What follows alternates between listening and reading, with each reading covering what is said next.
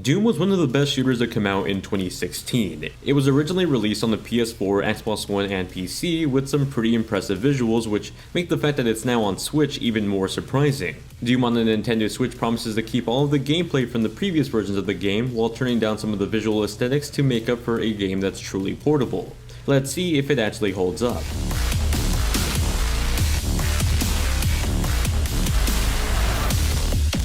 The Union Aerospace Corporation has really messed up. The scientific research organization opened a portal to hell in their research facility on Mars, all in the name of trying to solve an energy crisis on Earth. The corporation was essentially mining energy from hell, but that plan quickly fell apart as demons from hell invaded the Mars base, killing pretty much all of the scientists in the facility. In response, the facility director releases our protagonist, Doom Guy, to kill all of the demons that get in his way as he tries to close the portal.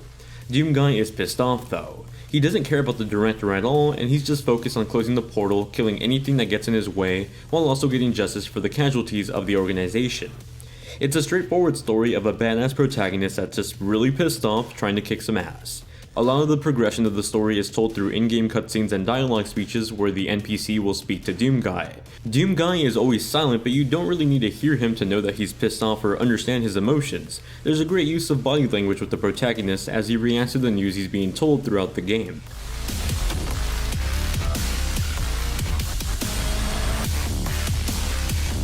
Doom can be split into three sections: the single player, the multiplayer, and the level creator. Though on the Nintendo Switch, the level creator has been sadly scrapped, most likely it's too taxing for the system, so we only get 2/3 of the original game. The single player campaign is roughly 13 missions, and that can last you anywhere between 9 to 11 hours, it really just varies on your skill level and the difficulty you're playing on. Doom is a shooter that's rooted in the classic arcade shooters of the past, and that can be a good thing or a bad thing varying on the player. For me, back in 2016, I thought it was a breath of fresh air that bordered the line of repetitiveness at times, and my feelings haven't really changed since then. The level structure of the game has you enter a room and take out every living demon in your path. It's a level design structure that quickly becomes prominent in the game and borders the line of repetitiveness a few times. The design of missions have you follow a mostly linear path that traps you into a room of enemies, with the only way of progression being to kill all the enemies and then have the closed door open. It's really a relic of past shooters that ends up being Doom's core level foundation. You aren't just killing to exterminate the demons and progress the level though, you're killing to survive. At the bottom left of the screen you'll see your health gauge, and unlike most modern shooters, it doesn't regenerate.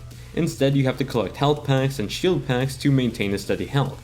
Now, while you'll see them occasionally scattered throughout rooms, the most common and useful way to regain your health and ammo is by killing enemies. It sort of becomes a risk and reward mechanic, as when you're low on health and have a bunch of enemies around you, your best method of survival is to actually go after the enemies. On occasion, some rooms will have you look for a keycard to progress the story, but primarily it's all about killing the enemies in that room. That design does start to feel a bit repetitive over time, as the thing that really only changes between the rooms is the rooms themselves. The principle of the design stays the same. The variation and fun of the gameplay, I'd say, comes from the weapons at your disposal. You start off with the simple pistol and shotgun, but over time you find new fascinating weapons like assault rifles and plasma rifles. They're punchy-feeling guns that are perfect for blasting through the skulls of demons. The guns themselves can be modded with slight changes to them. The shotgun, for example, can get a charge shot, while the pistol can earn a charge beam shot. On top of the weapon upgrades, your character can earn upgrades for their health, defense, and ammo capacity. They're all very minimal RPG elements. Now, even though the levels can feel a bit repetitive, the weapon and character progression was what kept me playing. As for the replayability, there are collectibles in the missions that have you look for things like little Doom Guy figures. There's also an arcade mode that's still the exact same campaign, though you can play it in any order and all the weapons are unlocked from the get-go. It becomes a game of score rather than just completion. It's really fun to go through each of the levels again, especially now that everything is unlocked. You essentially feel like even more of a badass. The other half of the Switch port is the multiplayer mode, which surprisingly is pretty much almost as robust as other versions of the game. This version of Doom has the 6.66 update that reworked the progression system and gave you the DLC for free. The only things missing from the Switch version are the online co-op mode and the already mentioned level creator. Other than that, Team Deathmatch 6v6 is still here, along with other spin-off modes like my personal favorite, Freeze Tag.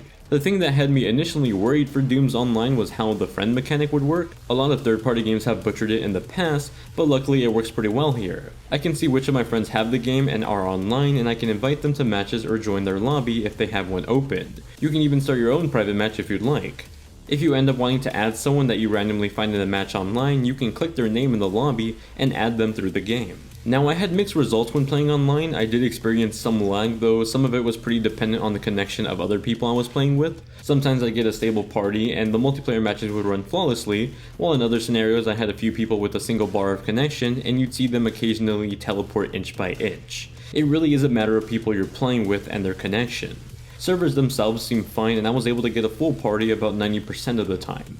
Now, the controls will be something you need to adapt to if you plan on playing with Joy-Cons. In short 30 to 45 minute bursts, I feel like the Joy-Cons are fine controllers for Doom, but for longer play sessions, I'm going to recommend playing with a Pro controller. The shorter travel of the analog sticks on the Joy-Cons just aren't the best for shooters like this. They work, but after an hour or so, your hands start to get tired, and that's coming from someone with pretty large hands.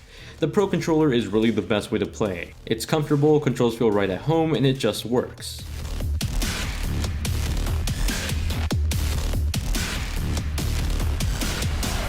Doom on the Nintendo Switch definitely isn't up to par with other versions of the game in terms of graphics. That's not a secret though, after all this is a current gen console game running on a small form factor tablet. Doom on the Nintendo Switch runs on an adaptive resolution of 720p 30 frames per second, that's a downgrade from the 1080p 60 on the PS4 version. On paper it's a pretty big downgrade, but the fast-paced nature of Doom sort of makes up for that 30 frames per second. It's still noticeable, don't get me wrong, but it's not as jarring as one would expect it to be if this was another shooter like Call of Duty for example. If you want to make the game feel more fast-paced, you can turn on motion blur in the settings, though I think there's enough blur to go around with the gameplay, which leads us to the resolution and the textures. Doom on the Nintendo Switch runs at 720p both in dock and handheld mode, but it'll lower the resolution according to the situation. If there's a ton of enemies and explosions going on, the game will lower the resolution to maintain that 30 frames per second, which at times still dips to the mid 20 frames per second in heavier situations. Luckily, most of the time the game will maintain a 30 frames per second mark though.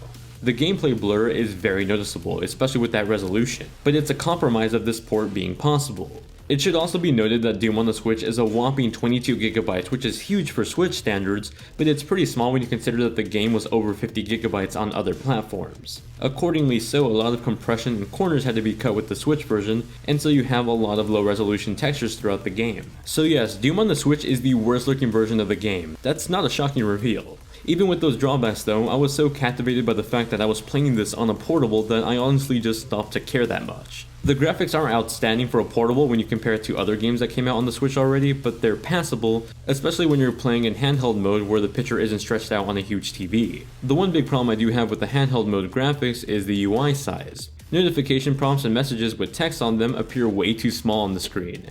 I had to physically get closer to the Switch when it was in my hand to be able to read some of the text on display.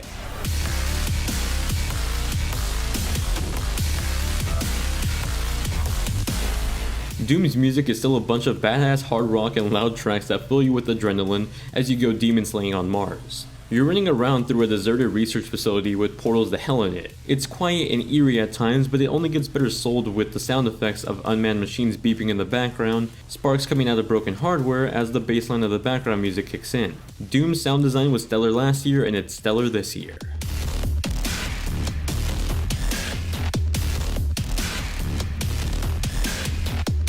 Doom on the Nintendo Switch is an impressive feat for portable gaming. By all means, it's something that probably shouldn't be able to run on hardware like this, yet here we are. Of course, compromises had to be made for the hardware, no one is hiding that, but compromising for a game of this caliber that still maintains pretty solid gameplay, while you just sort of start to forgive those graphical drawbacks. This is a port I think you'd probably want to play mostly on handheld, because once you play it in dock mode, those visuals stretch out on a larger screen and they become more of an eyesore. I think my biggest problem with the game so far as a port is the fact that it's going for $60 at the moment, while the superior versions go for $20 or lower on other platforms.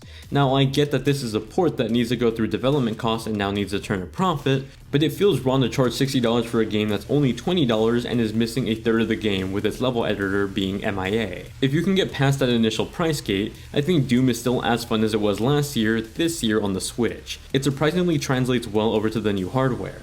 Doom should set the standard for how third-party developers should approach the Switch if they plan on porting their games to it in the future. If you already own Doom and are debating on getting it on the Switch again, I'd say it's only worth that second dip at $60 if you really are invested or plan to be invested in the multiplayer mode. For $60 at least, I don't think the cost of admission is worth if you're only planning to play the campaign a second time around. In that case, I'd just wait for a sale. If Nintendo Switch is your only platform though, and you've never played Doom, then this is pretty much a stellar port of the game onto the console.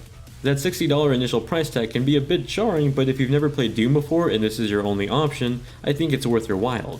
That does it for my review of Doom for the Nintendo Switch. If you have any questions about the game, feel free to ask me in the comment section down below, and if you enjoy these in-depth reviews, then let me know by dropping a like and subscribing for more content like this. As always, if you decide to share the content with your friends or on socials, I really do appreciate it. It helps my channel grow, and it means the world to me. Thank you all very much for watching, hope you guys have a great day, and I'll see you all in the next one.